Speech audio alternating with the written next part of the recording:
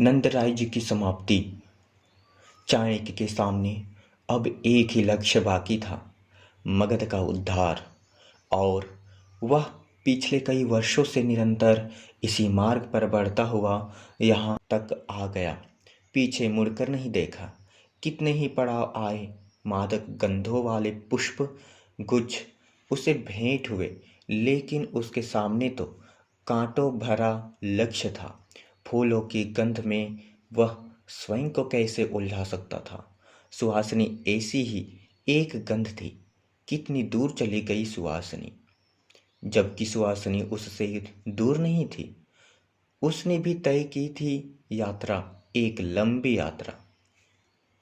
मगध के पुष्पोद्यान में नृत्य से लेकर नंद की रंगशाला तक, जहां उसे कई बार राक्षस और नंद में विकल्प ढूंढने के अवसर भी आए, किंतु कोई भी मादकता, कोई भी विभ्रम उसे अपने विष्णुगुप्त से दूर नहीं कर सका।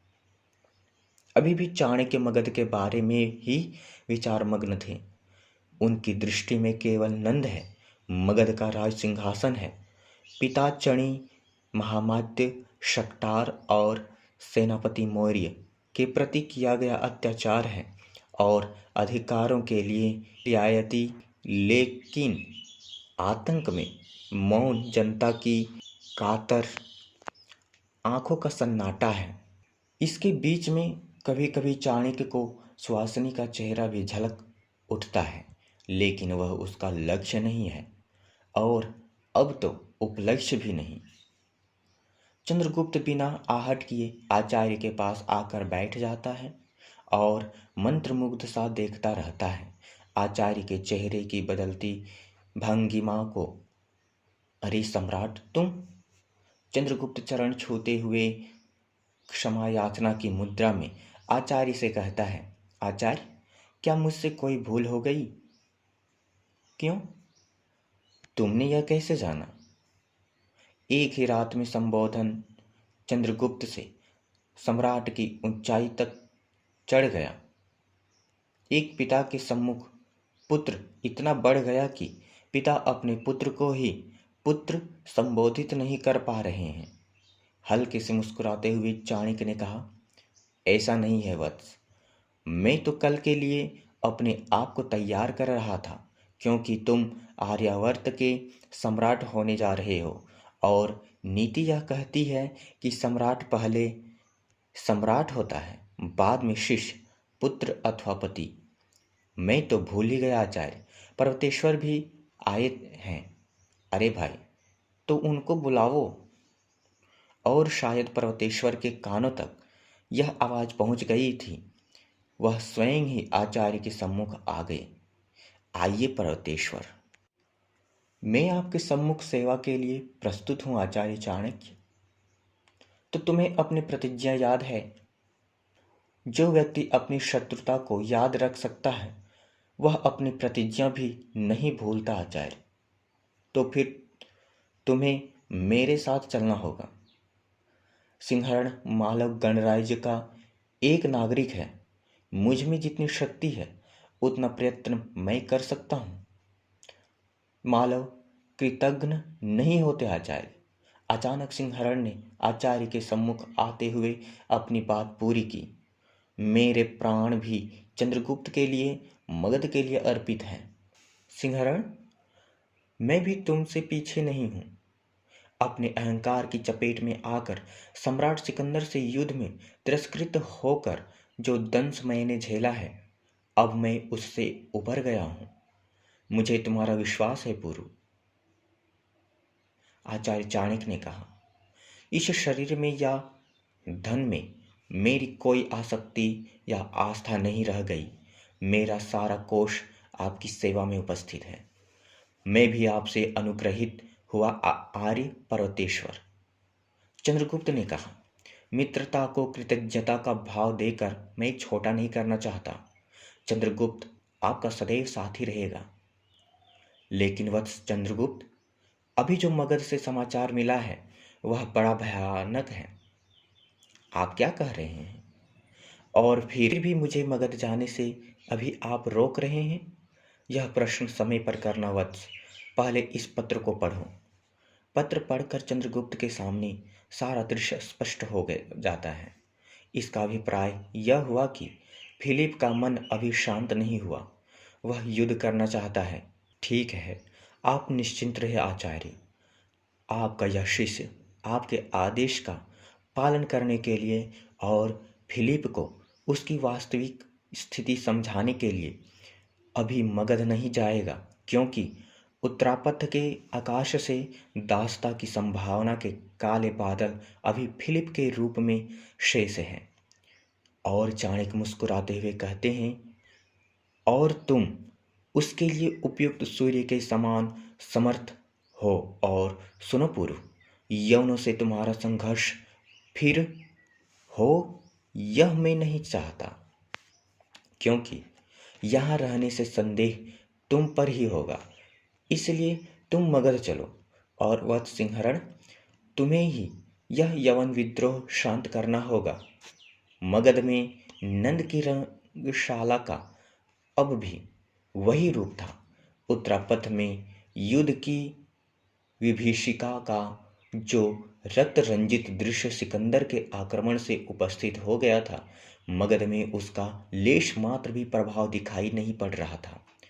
नंद तो अभी भी 2 घड़ी चैन से बैठने का अवकाश पाना चाहता था और इसलिए वह सुहासिनी को ढूंढता हुआ उसके कक्ष तक पहुंच गया। आइए देव। सुहासिनी, इस समय तो मैं तुम्हारी छाया में 2 क्षण का आराम करने आया हूं। कहिए, क्या आज्ञा है? क्या अभिनय देखने की इच्छा है? नहीं सुहासिनी, अभिनय नहीं। तुम्हारे आंचल के तले मैं 2 घड़ी का सौंदर्य मिश्रित सुख प्राप्त करने आया हूं। अभिनय तो नित्य देखता हूं। चारों तरफ छल और विद्रोह देखते देखते ये आंखें जलने लगी हैं। मेरा अपना ही सेनापति मौर्य, जिस पर मुझे विश्वास था, अपने विद्रोही पुत्र को मेरे बंदीगृह में रहकर सहायता पहुंचा रहा था। आज मैंने उसे ऐसे अंधकूप की सजा दी है कि वह कभी सूर्य के दर्शन ही न कर सके। पर मेरा मन इस निर्णय के बाद किसी अदृश्य भय से कांप उठा है। सुहासिनी पल भर को सोचने लगी। यह कंपन तुम्हारे अंत का संकेत है, दुष्ट अधिपति। क्यों, तुम मौन क्यों हो गई? आपके हृदय के कंपन पर सोच रही थी कि किस तरह उसको संतावना दी जाए। मैं नहीं जानता सुहासिनी कि मैंने न्याय किया है या अन्याय, पर एक संदेह अवश्य पैदा हो गया है। मैं किस पर विश्वास करूं? अपने परिवार के लोगों पर तो आप विश्वास कर ही सकते हैं, और आप चाहें तो मेरी निष्ठा पर विश्वास कर सकते हैं। अमात्य राक्षस भी तो नहीं आया सुहासिनी, तो फिर आसव लाऊं महाराज? सुरा पात्र नंद के हाथों में थमाते हुए उसने वीणा पर बैठकर एक गीत की झंकार छेड़ दी और एक सेविका से कह दिया, महाराज को प्याला भरकर देती रहो। अभी गीत की कड़ी समाप्त भी नहीं हुई थी कि नंद ने वीणा पर हाथ रखते हुए कहा, मैं इस स्वर्ग से कितनी दूर था सुहासिनी। तुम्हारे नाम का ही अर्थ यदि मैं ग्रहण करता तो परम आनंद मिश्रित गंध का अनुभव कर लेता। तुम इतनी सुंदर क्यों हो सुहासिनी? महाराज, मैं आपके राज्य में एक वेतन प्राप्त अभिनय करने वाली अभिनेत्री हूँ। कौन कहता है तुम वेतन प्राप्त करने वाली अभिनेत्री हो? तुम मेरी प्राणेश्वरी हो। मैं तो दासी हूँ महाराज। इतनी मादक गंध की स्वामिनी सुहासिनी, तुम स्वयं को दासी कह रही हो? तुम मगध की साम्राज्ञी हो। तुमने मुझे रूप का यह जो छलकता हुआ प्रलोभन दिया है, नंद इसे नहीं भूल सकता। और नंद उत्तेजना में उसका हाथ पकड़ लेता है। सुहासिनी नंद के इस रूप को देखकर घबरा जाती है और भयभीत होकर कहती है, महाराज, मैं तो आपके अमात्य राक्षस की धरोहर हूँ और अपने मद में लड़खड़ाता हुआ विलासी नंद कामातुर होकर अबला सुहासिनी पर झपटता है तो उसका हाथ उसके वक्ष पर नहीं, बीच में राक्षस की उंगलियों से अटक कर रह जाता है। अचानक राक्षस को सामने देखकर नंद चीख उठता है, तुम मेरे विद्रोही, मेरे प्रेम पुष्प को अपने गले में सजाने वाले दुष्ट! मैंने तुम्हें इसलिए अमात्य बनाया था कि तुम मेरे प्रतिद्वंदी बनोगे। हाँ सम्राट, एक अबला पर होने वाले अत्याचार से पहले मैं यहाँ पहुँच गया हूँ। नंद ने वातावरण को पहचानते हुए अचानक अपने तेवर बदलते हुए कहा, वास्तव में मुझे नहीं मालूम था राक्षस, सुहासिनी तुम्हें प्रेम करती है। मैं अपने इस कर्म पर लज्जित हूँ। सम्राट, आपने मेरे प्यार की प्रतिष्ठा की, मुझे इसके लिए प्रसन्नता है। और राक्षस सुहासिनी को लेकर अपने कक्ष में चला गया और नंद अपना सा मुंह लेकर रंगमहल में चला गया। इधर चाणक्य ने पर्वतेश्वर आदि के साथ कुसुमपुर के एक भाग में आकर अपना डेरा डाल दिया। तभी जो सूचना मालविका को मिलती है उसे वह आचार्य चाणक्य के सामने रखते हुए कहती है, आचार्य, सेनापति मौर्य कारागार में है। महात्मा शकटार का कुछ पता नहीं। ब्राह्मण वररुचि को महाराज नंद ने आपका पक्ष लेने के दोष में अपदस्थ कर दिया है और तमाम नगर के नागरिक नंद की उच्छृंखल कामी प्रवृत्ति से त्रस्त हैं। और यह तो अच्छा हुआ कि अमात्य राक्षस समय पर पहुंच गए, अन्यथा दुष्ट नंद बेचारी सुहासिनी का शील भंग कर देता। अपनी मुट्ठियां भींचते हुए चाणक्य ने दांत किटकिटाते हुए कहा, सुहासिनी और राक्षस का समाचार दो मालविका। अभी तो वे दोनों स्वतंत्र हैं आचार्य। ठीक है, अब समय हो गया है। मालविका, तुम नर्तकी बन सकती हो? हाँ आचार्य, मैं नृत्य जानती हूँ। तब तो बहुत अच्छी बात है। यह लो मुद्रिका और पत्र। और एक बात तुम्हें करनी है कि नंद की रंगशाला में जाकर यह पत्र और मुद्रिका राक्षस का विवाह होने से पूर्व नंद के हाथ में दे देना और उनसे कहना कि अमात्य राक्षस ने यह मुद्रिका और पत्र सुहासिनी को देने के लिए कहा है और क्योंकि मेरी भेंट अमात्य राक्षस से नहीं हो सकी इसलिए उन्हें लौटाने आई हूँ। यह तो असत्य कथन है आचार्य। तुम सत्यता और असत्यता का दोष मुझ पर छोड़ दो। मैंने सिंहरण को लिख दिया था कि मैं चंद्रगुप्त को शीघ्र यहाँ भेज दूंगा और यवनों के सिर उठाने पर तुम उन्हें शांत करना। अब मैं चाहता हूँ कि सब सैनिक वणिकों के रूप में धीरे धीरे कुसुमपुर में एकत्र हो जाएं और राक्षस के विवाह के दिन विद्रोह का बिगुल बजा दिया जाए। उसी दिन चंद्रगुप्त सम्राट बनेगा। लेकिन आचार्य, पहले फिलिप से युद्ध करने के बाद चंद्रगुप्त को लौट तो आने दीजिए। चंद्रगुप्त समय पर आ जाएगा मालविका। तुम अपने कार्य पर तैयार रहो। वही होगा जिसे चाणक्य ने सोचकर विचार कर निश्चित कर लिया है। चाणक्य से यह आदेश पाकर मालविका अपने लक्ष्य की तैयारी में जुट गई। लेकिन तभी आचार्य के पास अलका आ गई और बोली, महाराज, मेरे विचार में नंद की पराजय का एक उपाय आया है। देखो अलका, मैं अपना कार्य अपनी बुद्धि से सोचकर करता हूँ। तुम केवल इस समय किसी और झंझट में बिना फंसे केवल मालविका की रक्षा करो और मुझे स्वयं निर्णय करने दो कि मुझे क्या करना है। और यह कहते हुए आचार्य चाणक्य रात्रि के इस वातावरण में कुसुमपुर की छटा देखने निकल पड़े।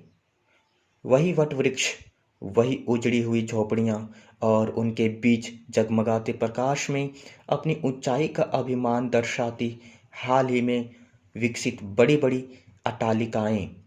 क्या रूप है प्रकृति का! पल में कुछ, पल में कुछ। कौन कहता है यह वही कुसुमपुर है जहां कभी एक ब्राह्मण अपनी जीविका के लिए महाराज नंद के समक्ष निवेदन करने गया था। इसी कुसुमपुर में पैदा हुए थे शक्तार, जो महामात्य बने और यहीं जन्मे थे सेनापति मौर्य, जिन्हें अंधकूप का दंड भोगना पड़ा। और ब्राह्मणचणी, मेरे अभागे पिता, आज तक उनका पता नहीं चल पाया, क्या गुजरी उनके साथ। आज मैं कितना अकेला हो गया हूँ, क्योंकि एक ही उमंग थी, कभी बालपन में सुहासिनी। अंधकार में चलते चलते चाणक्य बहुत दूर निकल आए थे। तभी उन्होंने देखा, पृथ्वी का एक भूखंड धीरे धीरे उभर रहा है, मानो कोई धरती फाड़कर उससे बाहर आना चाहता हो। पेड़ की ओट में खड़े चाणक्य ने देखा कि उसमें से धूली धूसरित दाढ़ी और बाल बड़े हुए एक आशक्त पुरुष बाहर आता है। अरे, यहाँ भी अंधेरा! कितनी आशाएं लेकर मैंने उस कालकोठरी का भेदन किया, और यह अंधकार यहाँ भी मेरा पीछा नहीं छोड़ता। इसका अभिप्राय यह है। अपने हाथ पैर और चेहरे पर हाथ फिराते हुए उस पुरुष ने कहा, मैं अभी मरा नहीं हूँ, जीवित हूँ। अब तो यह भी याद नहीं कि कब से सूर्य नहीं देखा, लेकिन कितना कठोर हूँ मैं। वज्र भी इतना कठोर नहीं होगा। और वह अपनी ही तरंग में भयानक अट्टहास करता है। चाणक्य उसके अट्टहास को सुनकर एक क्षण को घबरा जाते हैं। तभी ऐसा लगता है मानो वह कुछ फुसफुसा रहा है। कितना उदार है यह अंधकार! मेरे 7 लड़के विलख विलख कर भूख से मर गए, और मैं उनके तड़पते चेहरों को, उनके चेहरे की यंत्रणा को केवल सुन भर सका, घने अंधकार में देख नहीं सका। अंधकार की यह मुझ पर कृपा ही तो रही, और वाह रे भाग्य, मैं अभी तक जीवित हूँ। और फिर लगभग चीखते हुए वह कहने लगा, अरे ओ अंधकार, अब तो मेरा पीछा छोड़ दे, अब तो मुझे देख लेने दे सूरज को, वरना मेरा दम घुट जाएगा। और थका हुआ वह व्यक्ति बेसुध होकर धरती पर गिर पड़ता है, और चाणक्य तुरंत दौड़कर एक कपड़े को जल में भिगोकर उसके मुंह पर जल की बूंदें डालते हुए चेतना में लाने का प्रयास करता है। तुम कोई दुखी व्यक्ति हो, उठो, मैं तुम्हारी सहायता के लिए तैयार हूँ। और वह अट्टहास करते हुए, पता नहीं उसमें यह ताकत कहाँ से आ गई, कहने लगा, इस युग में कोई किसी की सहायता करेगा जरूर। तुम अंधेरे में झूठ बोल रहे हो, सूरज की रोशनी में तुम्हारे भी इरादे बदल जाएंगे। यहाँ तो मनुष्य जोंक की तरह रक्त चूसने का अभ्यासी है। ऐसा कौन है जो बिना स्वार्थ के किसी की सहायता करेगा? तुम मुझे कमजोर समझकर बहकाना चाहते हो। तुम भी भेड़िए हो, तुमने आदमी का मांस नहीं खाया होगा ना, इसीलिए जमीन पर मुझे देखते ही मुझे अपना शिकार बनाने चले आए। लेकिन याद रखो, मेरे शरीर में बहुत रक्त है, नंद भी मुझे मार नहीं पाया। अभागे मनुष्य, तुम बहुत दिन तक यातना सहने के बाद अविश्वासी हो गए हो, लेकिन यह क्यों भूलते हो कि तुम तो अंधेरे में रहकर दुखी हुए, यातनाएं सही, लेकिन जो प्रकाश में रहकर भी अंधेरा सहने के लिए अभिशप्त है, उनके बारे में कभी सोचा है? दुख, तुम दुख की बात करते हो। अरे, 7 पुत्रों को भूख से तड़पते मरते देखा है मैंने, और मैं इन हाथों के होते हुए उन्हें नहीं बचा पाया। मैं बच गया, मैं अपने जीवन का क्या करूं? तो तुम इस जीवन से निराश हो गए हो? नहीं, मैं अभी बचा हुआ हूं। मुझे अभी प्रतिशोध लेना है उस नरपिशाच से। उसकी अंतड़ियों को खींचकर एक बार रक्त का फव्वारा छोड़ना चाहता हूं। तो तुम प्रतिशोध लेना चाहते हो? घबराओ नहीं, हम लोग एक ही राह के पथिक हैं। फिर कुछ रुक कर चाणक्य ने कहा, क्या अब इस संसार में तुम्हारा कोई भी जीवित नहीं? बची थी एक कन्या, अपनी माँ की इकलौती यादगार। पता नहीं अब कहाँ होगी मेरी सुहासिनी। क्या कहा? सुहासिनी? हाँ, सुहासिनी। तो तुम शक्तार हो। और वह व्यक्ति झुंझलाकर अपने नाखूनों को चाणक्य की गर्दन पर बढ़ाते हुए आक्रमण की मुद्रा में आ गया। जान से मार दूंगा तुमको अगर यह नाम फिर तुम्हारी जीभ पर आया तो।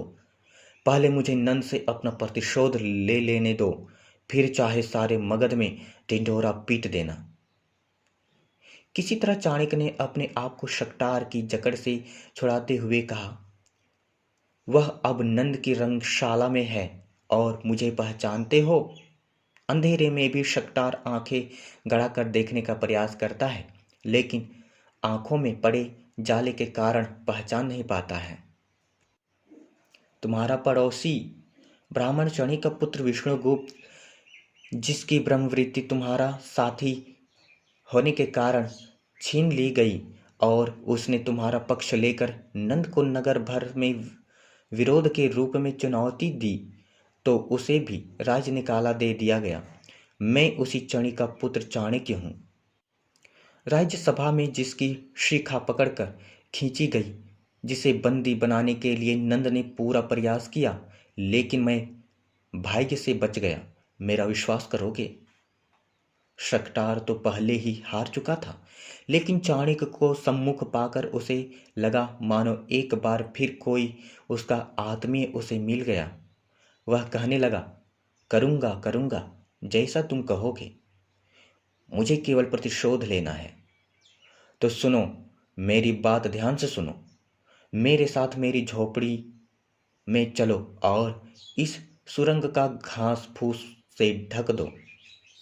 शक्तार सुरंग को ढककर चाणक्य के पीछे पीछे चल पड़ा। वह अंधेरे में रहने का अभ्यासी हो गया था, इसीलिए उसे कोई परेशानी नहीं हुई और चाणक्य के साथ चलते हुए शक्तार को एक बार फिर अपने पुराने दिनों की याद आ गई। पहले कई बार चाणक्य बालक विष्णुगुप्त के रूप में शक्तार के साथ राजभवन में गया है। आज शक्तार स्वयं चाणक्य के पीछे पीछे चल रहा था।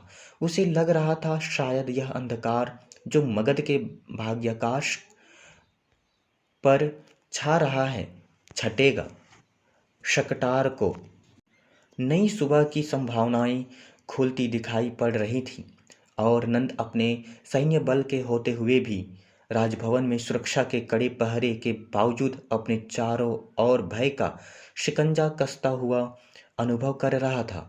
मगध के लिए यह सुबह शंकाओं की सुबह के रूप में उदित हुई।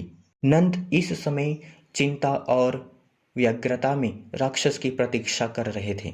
दूसरी ओर कुसुमपुर में वणिकों व्यापारियों के वेश में एक बड़ी सेना जमा हो गई थी। चंद्रगुप्त भी आ गया था। द्वंद्व युद्ध में फिलिप्स के मारे जाने को पंचनंद में सभी ने प्रशंसा के रूप में लिया और चंद्रगुप्त के जयकारों से सारा आकाश गूंज उठा था। सिंहरण को वहां की व्यवस्था के लिए छोड़कर चंद्रगुप्त इधर आ गया था। उसे चाणक्य का यही आदेश था।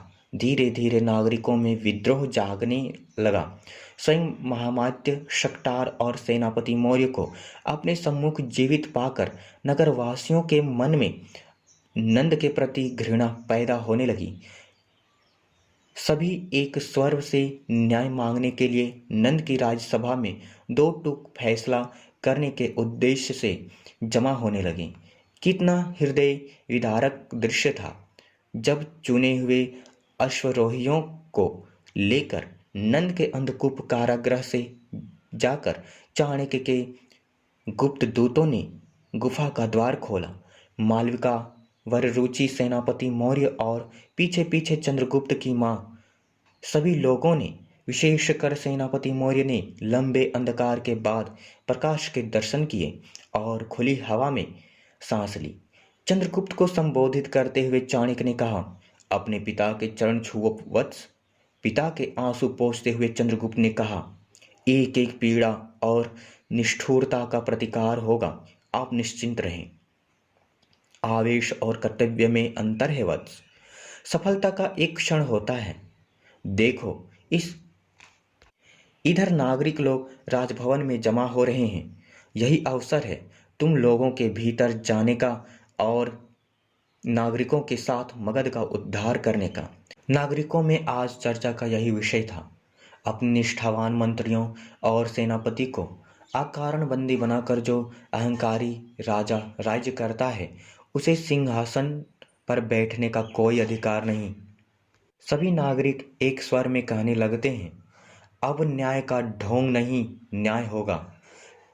ये सभी लोग भवन की ओर बढ़ रहे थे और राजसभा में नंद राक्षस और सुवासिनी को बंदी बनाए उनसे उलझा हुआ था। देखो राक्षस, यह पत्र सुवासिनी के लिए उसे कारागार से भागने का परामर्श देते हुए तुम्ही ने तो लिखा था और यह मुद्रिका तुम्हारी ही तो है। अब बोलो कृतघ्न, तुम अपनी सफाई में क्या कहना चाहते हो? मैं अगर कुछ कहूं भी तो आप स्वीकार नहीं कर पाएंगे। तुम्हारे उत्तर से मैं संतुष्ट नहीं हूं राक्षस, इसलिए तुम्हें भी उसी अंधकूप में जाना होगा। प्रतिहारी उसे और सुवासिनी को ज्यों ही अंधकूप में ले जाने के लिए मुड़े, तभी नागरिकों का एक रेला राजभवन में प्रविष्ट हो गया। नंद ने उन्हें आता देख बौखलाते हुए कहा, यह सब क्या है? कैसा शोर है? क्या चाहते हो तुम लोग? कहा किसने? कुछ पता नहीं चला, लेकिन जब नंद ने अपने सम्मुख शकटार, वररुचि और सेनापति मौर्य को मालविका और चंद्रगुप्त की मां के साथ अनेक नागरिकों के बीच देखा तो उसे यह विश्वास करने में कुछ देर नहीं हुई कि षड्यंत्र कितना गहरा उसके खिलाफ बढ़ चुका है। फिर भी उसने बंदियों का उपहास करते हुए प्रतिहारी से कहा, बंदी बना लो इन सबों को। और नागरिकों ने इसका प्रतिरोध करते हुए प्रश्न किया, हम सब बंदी बनने के लिए तैयार हैं, किंतु न्याय हम लोगों के सामने किया जाए। हम अपराध सुनने आए हैं। तो क्या अब राजा को प्रजा के दबाव में चलना होगा? हाँ महाराज। तो तुम सब विद्रोही हो? या आप अपने हृदय से पूछें। न्याय की आड़ में महामंत्री शकटार के 7 पुत्रों का वध, निरपराध सेनापति मौर्य को अंधकूप का दंड। मैं कुछ सुनना नहीं चाहता। सैनिकों, इन सबको बंदी बना लो। ठहरो, बंदी बनाने के लिए तलवार की शक्ति का प्रदर्शन आवश्यक है। तुम्हारे पास जो सैन्य बल है और जिस पर तुम भरोसा करते हो, वह गिना चुना महल में शेष है नंद। बाकी समस्त सेना समर्पण कर चुकी है मगध के लिए। हम तुम्हारी प्रजा हैं नंद, हमें पशु बनने का अवसर मत दो। ठीक है। कुछ सोचकर नंद ने अपने सम्मुख विपत्ति को आया जानकर यह घोषणा की, अच्छा मौर्य, हमने तुम सब लोगों को क्षमा किया और मौर्य, तुम फिर से हमारे सेनापति नियुक्त किए जाते हो। इससे कोई निराकरण नहीं होगा नंद। हमसे पूछो, जो अपराध तुमने किए हैं उनका न्याय कौन करेगा? कौन देगा मुझे वापिस मेरे 7 पुत्रों को? तुम केवल घृणा के पात्र हो। अब तुम्हें स्वयं न्यायाधिकरण के सम्मुख प्रस्तुत होना होगा। तुम्हारा सिंहासन अब डोल गया है नंद। शकटार के इस चुनौती भरे कथन के साथ नंद का इशारा पाकर उसके सैनिक इन सब को बंदी बनाने के लिए आगे बढ़ते हैं, लेकिन चंद्रगुप्त की सेना के सम्मुख नंद पराजित हो जाता है। वह असहाय सा गिर पड़ता है। उसके माथे का मुकुट लुढ़क जाता है।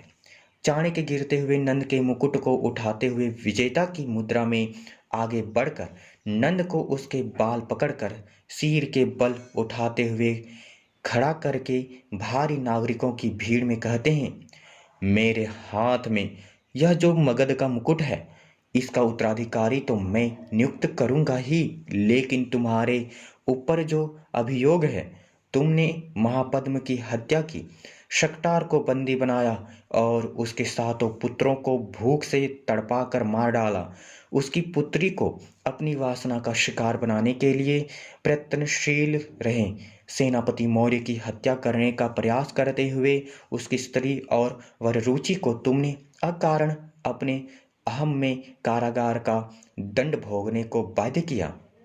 कितनी ही कुलीन स्त्रियों का शीलभंग किया। दुष्ट पापी, तुमने नगर भर में व्यभिचार का खुला तांडव किया है। यहाँ तक कि ब्राह्मणों और अनाथों के लिए राज्य की जिस वृत्ति का प्रावधान होता है उसको भी बंद कर दिया। चाणक्य नंद के अवगुणों का चिट्ठा प्रस्तुत कर रहे थे, तभी नागरिकों ने बीच में रोक कर कहा, बस बस आचार्य, इस दुष्ट की पिशाच लीली सुनाने की अब कोई आवश्यकता नहीं। अब तो इसका दंड निर्धारित कीजिए। अभी निश्चय के स्तर पर कुछ भी नहीं किया गया था, केवल परामर्श चल रहा था कि तभी भीड़ में से शक्टार ने नंद की छाती में तेजी से एक पैनी धार वाला छुरा भोंक दिया। वह कह रहा था, मेरे 7 पुत्रों की हत्या करने वाले दुष्ट, यदि मुझे 7 जन्म तुझे ही मारने के लिए प्राप्त हों तो भी मैं तुझे क्षमा नहीं कर सकता। और नंद की आखिरी सांस के साथ मगध के इस आतताई शासक का युग समाप्त हो गया। चाणक्य के आदेश पर महामात्य राक्षस के बंधन खोल दिए गए। नंद पुत्री कल्याणी और शक्टार पुत्री सुवासिनी को भी मुक्त कर दिया गया। अब मगध का सिंहासन खाली था और इसका निर्णय राष्ट्रीय परिषद कर सकती थी। इसलिए नागरिकों ने चाणक्य, चंद्रगुप्त, शक्टार राक्षस सेनापति मौर्य और वररुचि की सम्मिलित घोषणा करते हुए कहा, यह परिषद राज सिंहासन के लिए योग्य उत्तराधिकारी का चयन करेगी। अब चाणक्य ने कहा, उत्तरापत्य के समान मगध में गणतंत्र स्थापित हो पाने की संभावना नहीं है और मगध पर कभी भी कोई विपत्ति आ सकती है। इसलिए यहाँ पर हर दृष्टि से एक सबल और सक्षम शासक की आवश्यकता है। इसके लिए आप उपयुक्त व्यक्ति का नाम सुझाएं। सब ने एक मत से चंद्रगुप्त का नाम ही लिया। चाणक्य का लक्ष्य अब उनके सामने था, इसलिए उन्होंने बड़े स्नेह भाव से कहा, आओ चंद्रगुप्त, आगे बढ़ो और अमात्य राक्षस, तुम सम्राट का अभिषेक करो। नंद की सेना के विद्रोह को कुचलने के लिए अभी कुछ देर पहले नंद सहित जो लोग मारे गए उन्हें एक और कर दिया गया और राक्षस धीरे धीरे चंद्रगुप्त का हाथ अपने हाथ में लेकर सिंहासन की ओर बढ़ने लगा। चंद्रगुप्त के सिंहासन पर बैठते ही चारों ओर से सम्राट की जय जयकार होने लगी। इस अवसर पर चाणक्य ने कहा, आज जो यह राष्ट्र का नवीन जन्म दिवस है, इसमें तुमने स्वेच्छाचारी शासन का अंत किया है। इसलिए अब मंत्रिपरिषद की सम्मति से मगध और आर्यावर्त के कल्याण में लगना ही तुम्हारा नैतिक दायित्व है और मेरा आशीर्वाद तुम्हारे साथ है।